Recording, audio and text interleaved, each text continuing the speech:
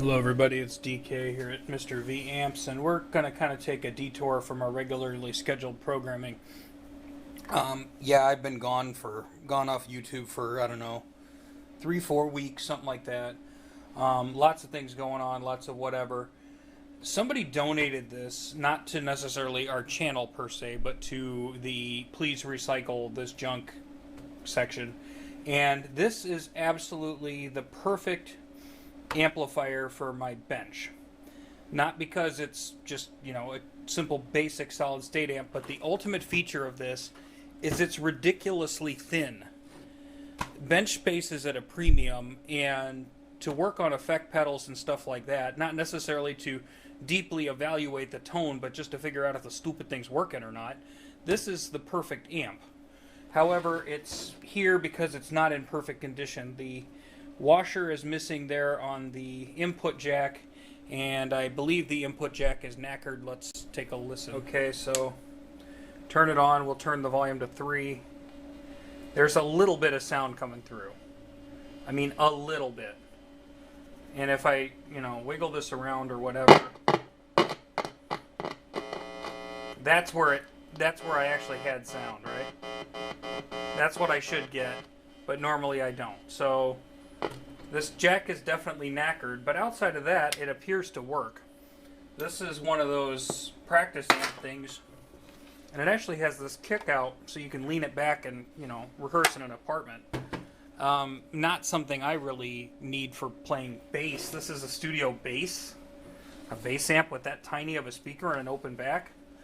Okay, but for a bench amp, something that can amplify a guitar and I can listen to, I love it.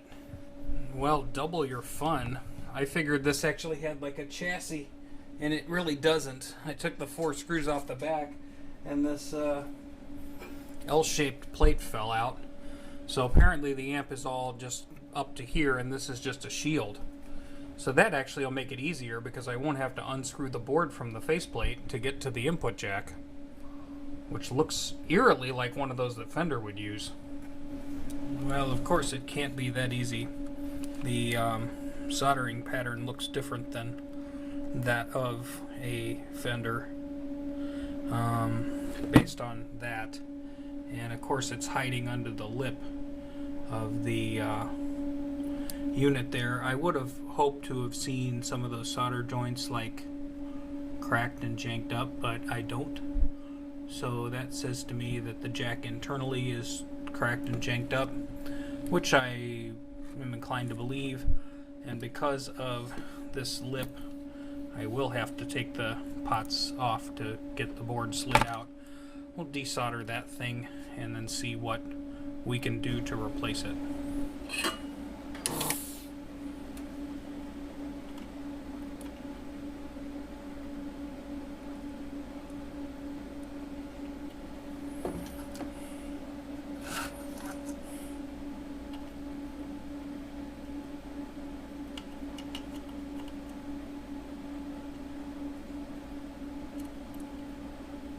Great.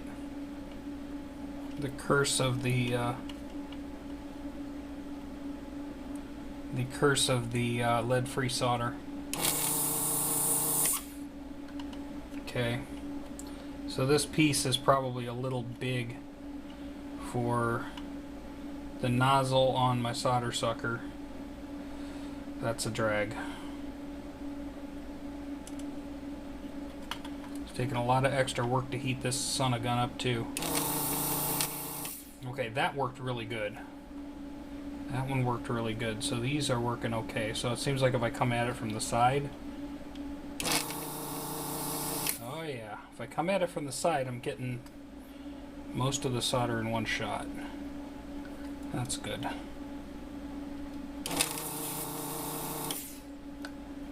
Oof, that pad wants to lift.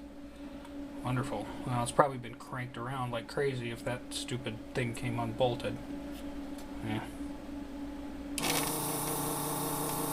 The good thing is I figured out the circuit, and that particular one isn't even necessary. Come on, one more left.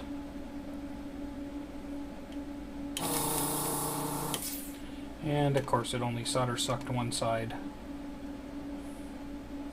Come on, get this ground, please.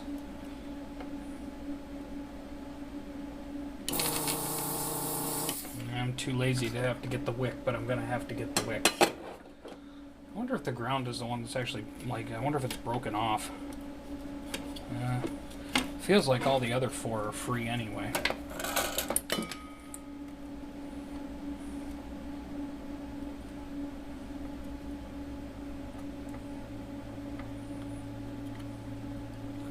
Man, need the big soldering tip today.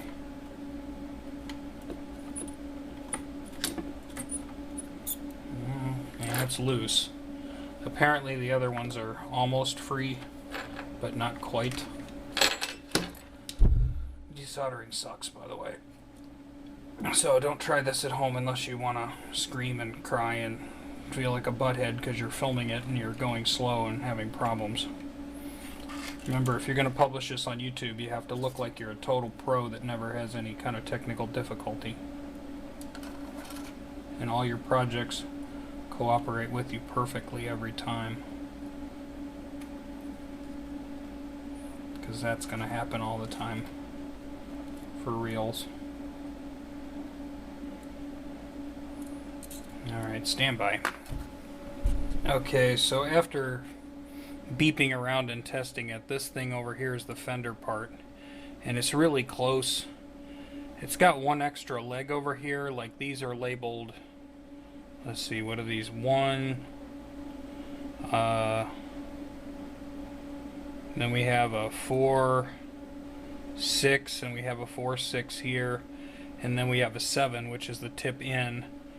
This also has a 8 over here, and in the case of this circuit, 5 and 8 would be tied together. So as far as ringing this out and checking it, I'm fairly certain this is going to be a compatible part, and visually it'll snap into the board, so it'll retain the original look, not like I really care. So I was getting ready to put a Switchcraft style jack on this anyway, just so I didn't have to fight with one of these silly plastic jacks. But if I don't have to reinvent the board, I can just install this and it's going to work. So much the better. And it's tight, like the holes are just fighting me a little bit. 30 seconds. Okay, so I've got that inserted into the board correctly. One of those pins was a little crooked and didn't want to go in. Now this pad is torn up a little bit from this trace, and that's our tip in, so I'll want to run a little jump wire from between those 2 points. But let's just tie this stupid thing in first. This fender part better work. Otherwise I'll be irritated that I didn't just do what I was originally thinking about doing.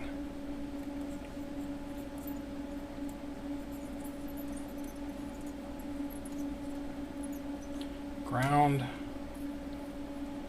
Switch 2. Switch 1, which is on ground.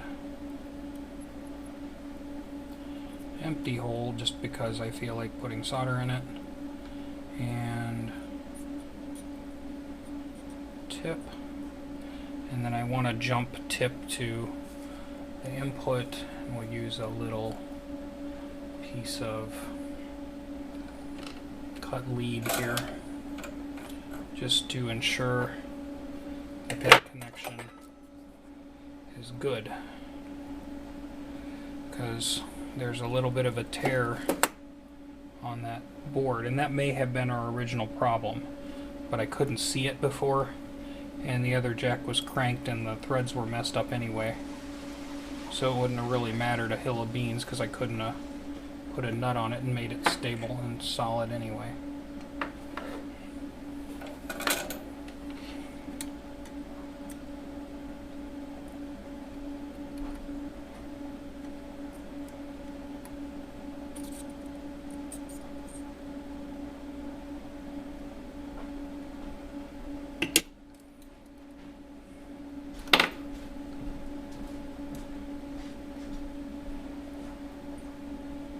There.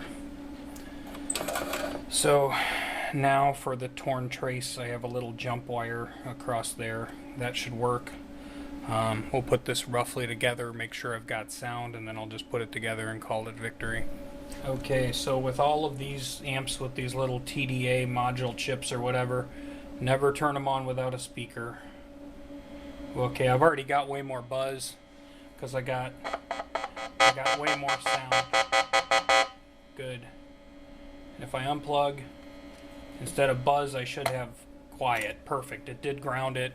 That fender part is close enough for government work. It's not the exact same. It's got one less pin, but the one pin that it didn't have really wasn't doing anything. So cool. I'll finish putting this back together. Okay, it's probably appropriate to do a little final test here and just prove that it does all work. The pots weren't even dirty. I don't think this thing's that old. So there's some buzzing noise, and we'll just go through the pots and make sure we hear tone shift. Oops, I pushed the volume down to 0. They're close together.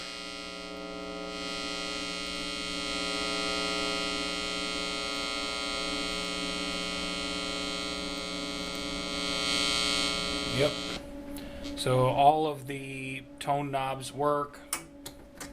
It's got plenty more volume than it did before because the signal wasn't getting in good because the input jack was messed up. So yeah, simple fix, but just to count on how thin this amplifier is and the fact that it's cheap and I'm not particularly concerned about blowing it up.